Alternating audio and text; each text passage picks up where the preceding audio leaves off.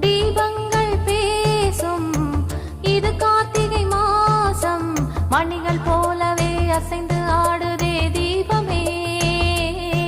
அது காலங்காலமாய் காதல் கவிதைகள் பாடுமே. முத்து முத்து விளக்கு முத்தத்துல இருக்கு, முத்து பொண்ணு சிரிச்சா வெக்கத்துல, பக்கத்துல நெருப்பா அத்தமாக இருக்கா, முத்தம் ஒண்ணு கொடுத்தா குத்தமில்ல.